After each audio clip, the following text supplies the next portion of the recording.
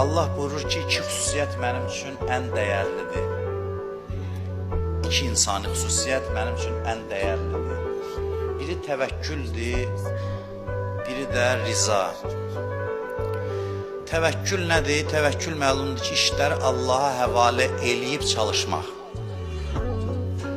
İşləri Allaha həvalə eləyib oturmaq yox. Çalışmaq, nəticəni Allaha həvalə eləmək. Buna deyirlər təvəkkül.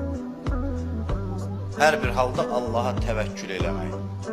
Çox böyük bir dəyərdir, az adamda var bu. Belə bir tərif deyirlər təvəkkül üçün. Deyirlər, hadisələr xeyrivə cəryan eləyəndə zərrə qədər məğrur olmayasan. Hadisələr əleyhivə cəryan eləyəndə zərrə qədər məyus olmayasan. Biləsən ki, aləmin sahibi var, nəzarətindədir hadisələr. Özdə o qüdrətlidir və səni sevir. İki xüsusiyyəti var əsasən. Rəhimli və qüdrətlidir. Gücü hər şeyə çatır, səni də çox sevir. İşlər də onun əlindədir. Vəssalam. Adam arxayındır.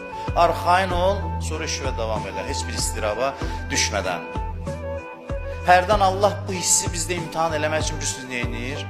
Hamının başına gəlib yəqin. Gəlməyibsə gələcək. Qabaqcadan deyirəm ki, qorxmayasınız. Gənclərə deyirəm. Hərdən belə bir şey olur ki, Allah məngəniyə salır. Yəni, bütün qapılar bağlanır. Zahiri səbəblər gücdən düşür. Heç nəylə görürsən ki, vəziyyət həll eləmək mümkün deyil. Və bu həll edici nöqtədir. Ki, sən o məqamda sırf imanın yoxlanılır. Musa Peyğəmbər necə qoşunla gəldi. Gəldi, çatdı çaya. Bu yan çaydı, o yanda Firondu. Vəssalamda heç nə yoxdur. Baxırsan, hər şey səndən üst çeviriyor.